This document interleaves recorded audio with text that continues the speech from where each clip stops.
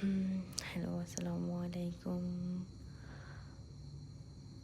আসলে আমি এই ভিডিওটা কিছুদিন আগে করেছিলাম আর পোস্ট করতে ভুলে গেছিলাম। তখন আমার মেয়ের হাফ টাইম হলিডে ছিল, যেহেতু ডিসেম্বরে ইংল্যান্ডে হাফ টাইম হলিডে থাকে 2 সপ্তাহের উপরে। তো আমি তখন আমার মেয়েকে নিয়ে আবার জুতে গেছিলাম, কারণ ও লন্ডন জু অনেক পছন্দ করে। সেই জন্য ওকে নিয়ে আবার লন্ডন জুতে গেছিলাম। ওই দিন এইটা ওয়েদারটা ভালোই ছিল। আর ওকে নিয়ে, ও অ্যানিম্যালস খুব ভালোবাসে, তার জন্য ওকে নিয়ে আমি ট্রাই করি যে যখনই ওর হলিডে থাকে ওকে একবার না হয় ওখানে নিয়ে ঘুরে আসি। এই তো দেখতেছেন, এখানে লন্ডন জুর ভিতরে এমন কোনো প্রাণী নাই যেটা আপনারা গেলে দেখতে পাবেন না।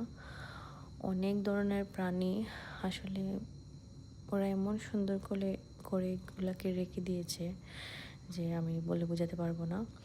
ওদের সব ধরনের ফেসিলিটি পর্যন্ত দিয়েছে।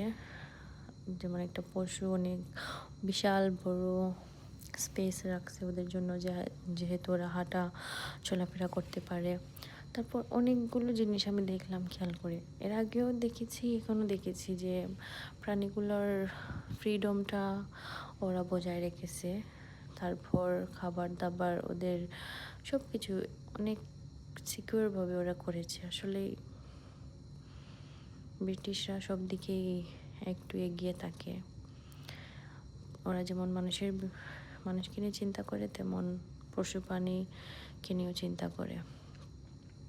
সো এই তো আপনারা দেখতে পাচ্ছেন অনেক অনেক অনেক জিনিস এখানে, যা হয়তো আমি বাংলাদেশে থাকতে দেখি নেই। অ্যান্ড এইটুকু ভিডিও আসলে আমার কাছে অনেক বেশি ভয়ানক ছিল। আমি সিংহর শব্দটা শুনেছিলাম প্রথম যখন ওইদিকে আমি যাই, তখন সিংহর যে একটা শব্দ আছে না, যেগুলো আমরা হয়তো বা মুভিতে দেখি, পার্সোনাল লাইফে দেখি নাই, ওটা শোনার পরে আমি এত বেশি ভয় পাইছি যে আমার ওদের ভিডিও মনে হচ্ছে আমি হাইড করে ওদের ভিডিও নিতেছি। মানে একটু আগাতে পারবো না, যদি আগাই আমাকে এসে যদি খেয়ে ফেলে, এরকম একটা ভয় নিয়ে ভয় ভিতরে কাজ করতেছিল।